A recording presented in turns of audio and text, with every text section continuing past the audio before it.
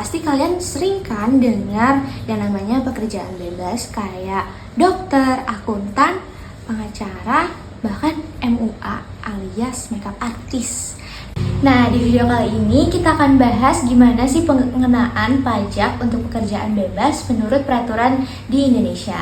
Pasal 4 ayat 1 huruf A Undang-Undang PPH yang merupakan objek pajak penghasilan adalah penghasilan yang diterima oleh wajib pajak ataupun diperoleh untuk pekerjaan bebas ini seperti honorarium, upah, komisi, dan benefit yang sehubungan dengan pekerjaan. Pekerjaan bebas termasuk dalam subjek pajak orang pribadi dalam negeri dan sumber penghasilan self-employment bukan dari hubungan kerja, dan termasuk dalam kategori business income dalam penghasilan menurut teori HSH konsep.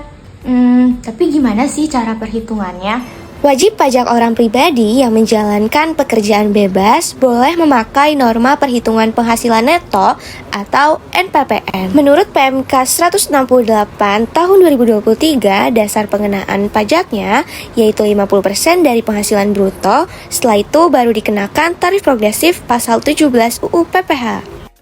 Jadi, Lulu belum menikah dan bekerja sebagai MUA di Jakarta, yang penghasilan bulanannya anggap saja 10 juta dari profesi tersebut atau 120 juta per tahun.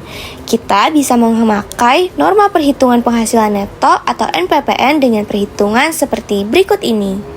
Jadi 120 juta dikali sama 50% yaitu NPPN DKI Jakarta yang menghasilkan 60 juta.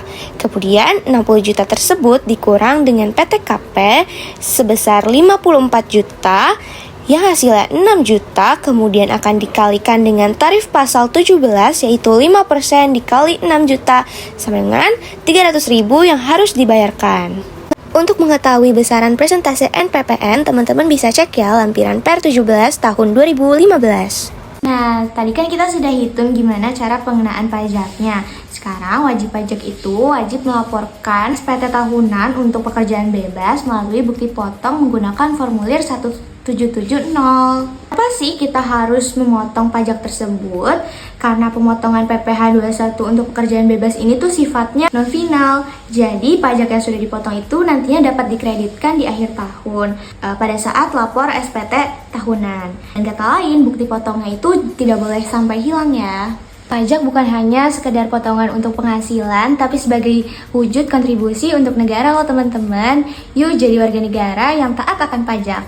Jadi teman-teman, pekerjaan bebas juga punya tanggung jawab loh untuk membayar pajaknya.